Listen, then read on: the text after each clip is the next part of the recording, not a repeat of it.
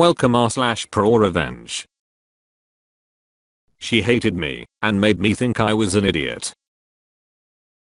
I don't know if this is pro, but it is certainly more than petty. In high school, 10 plus years ago, I was quiet and attentive in class. Teachers liked me. I wasn't popular, but I had good friends. I say all this to explain that high school was relatively calm for me. I played sports, was on the student newspaper, and got decent grades. However, that all changed my second semester junior year.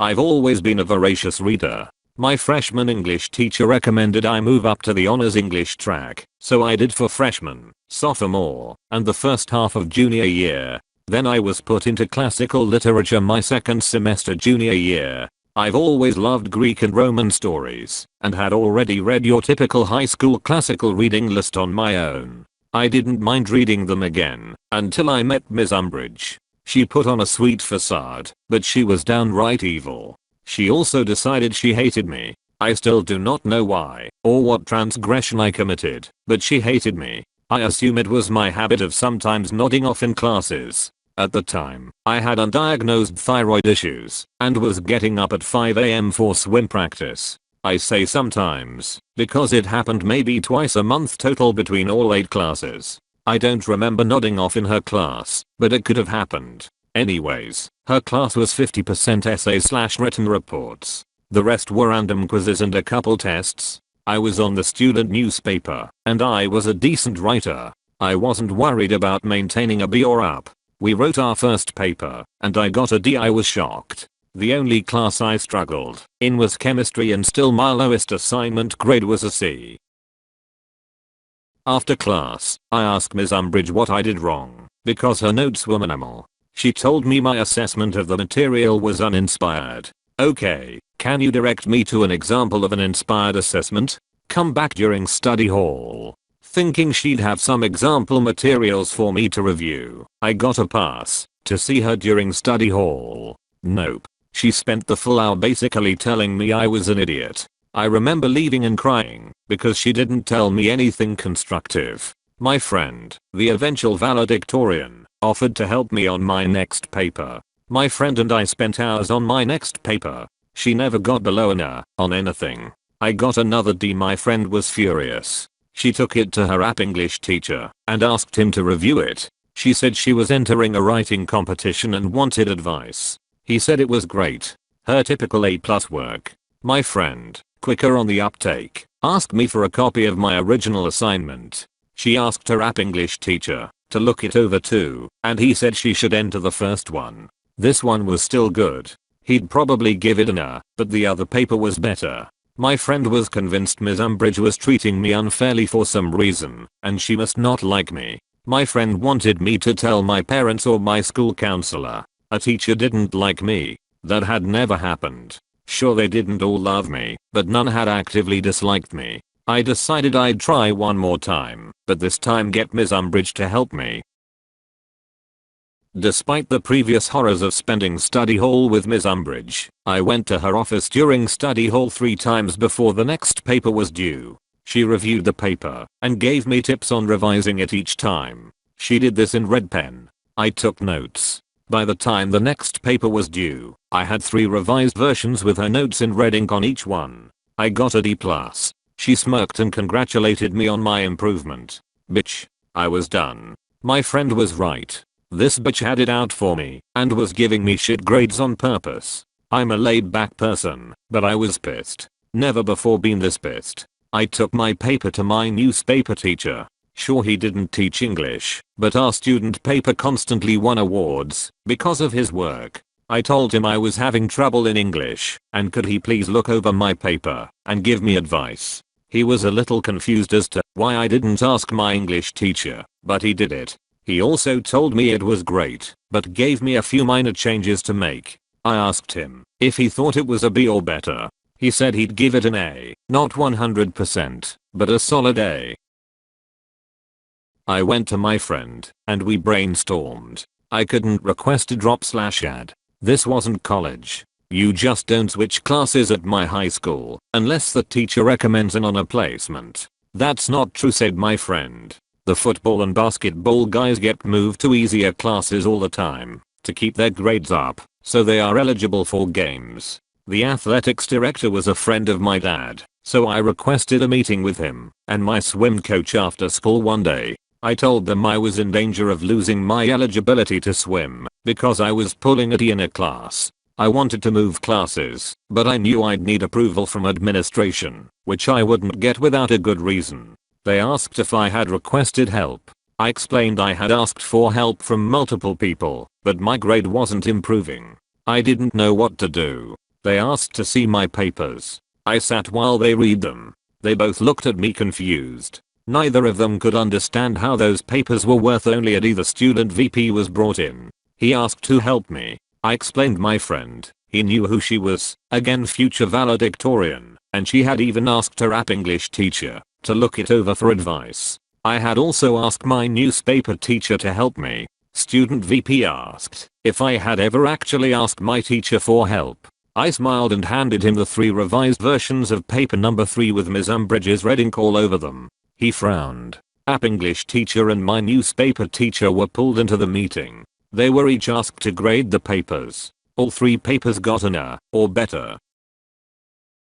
While this was going on, my dad was called in by the athletics director. My dad was pissed. He demanded I be moved to another class and that Ms. Umbridge be put under review. Clearly, she wasn't grading students on their work, but on her own personal opinions. The school administration obviously bristled at the accusation that a teacher was treating students unfairly. A lot of arguing that I wasn't allowed to sit on occurred in the VP's office. I could hear plenty of yelling as 6 adult men argued over the appropriate next steps. It was decided that myself, my dad, VP, and athletics director would have a meeting with Ms. Umbridge. The following morning before school we all met. Ms. Umbridge seemed to think she was going to get to tell everyone why I was so stupid. VP explained that if I maintained a D in her class, I would lose my extracurricular eligibility, and we were all meeting to discuss what to do. She smirked and said I should be moved to the non-honors English track, and I had no business being in honors English. I didn't have the aptitude to understand the complex classical literature they were studying, and I probably would need a tutor to even get through basic English. I've never seen my father so red, and I half expected to see steam come out of his ears. VP asked why she didn't try to help me improve. She said it was up to students to put in the initiative to get better. VP asked if that meant I had never asked her for help. She said I had not. VP then pulled out the 3 revised versions of paper number 3 and handed them to Ms. Umbridge. Now it was her turn to be read. She called me a liar and said those notes weren't hers. Things got heated and I was asked to leave again. I sat outside the office. This time the secretary was there and we both heard the shouting. School was set to start in 30 minutes and they were all just shouting. Then app English teacher and newspaper teacher were called in again. More shouting. About 5 minutes to the start of classes, the teachers left and I was called back in. If looks could kill, I'd have died then and there. When Ms. Umbridge walked out of VP's office, I was being moved to basic English effective immediately. My current grade would not carry over. I would not need to make up any past assignments, and new teacher would be instructed to grade me only on the assignments going forward. My new English teacher, Ms. Honey, ended up being the English department head. She was at least 65 and had been doing this for decades. After 2.5 years of honors English, this class was easier than PE. I barely had to try to get an A, but I refused to let Ms. Honey think Ms. Umbridge had been right. I tried harder in that class than any other class that semester. I finished projects so quickly that I was asked to tutor a girl struggling in the class. I spent half the class period just helping this girl understand the material. I helped her go from a C to a B+. I got something like 104% in the class. At the end of the semester, Ms. Honey called me into her office during study hall. She was recommending I return to honors English for senior year. I must have looked panicked because she assured me Ms. Umbridge would not be my teacher. In fact, she would not be anyone's teacher. She was leaving at the end of the school year. Ms. Umbridge was only in her late 20s and unmarried. Too early to retire. and my high school was in one of the best paying school districts in the state. I knew what leaving meant, but Ms. Honey still explained that I was put in her class on purpose. The school administration trusted Ms. Honey to determine the truth of Ms. Umbridge's claim that I was basically a lying idiot. Ms. Honey stated I very clearly belonged in honors English. She apologized if her class had not been challenging enough for me. I cried. I mean full on ugly, snot cried. I didn't realize it, but part of me had actually believed Ms. Umbridge up until that moment. Ms. Honey hugged me and consoled me. I spent senior year in honors English and spent my study hall tutoring Ms. Honey's struggling students. To this day, I think about that awful woman fairly regularly. My career is strongly writing based, and I still worry obsessively over my writing. I hope she never taught again, because she wreaked havoc on my self-confidence. Edit. I fixed the wreck. Edit X2. Holy motherfucking shirtballs. Guys, I did not expect this response. Golden front page. Gap. Thank you gold giver. I'm not sure what that means, but I'm going to figure it out. I also want to say I'm sorry to everyone posting their own Ms. Umbridge stories. It's sad so many exist out there wreaking havoc on self-conscious teens. Don't let your Umbridge keep you down. You are better than Umbridge.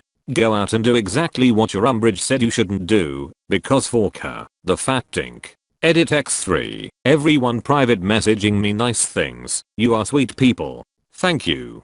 I promise though I'm okay now. I'm in my 30s with a job I love. I think about this story regularly because of a volunteer organization I take part in. While I have the soapbox, might I recommend? It is a great program that helps children practice reading in a safe environment. Love to you nice folks.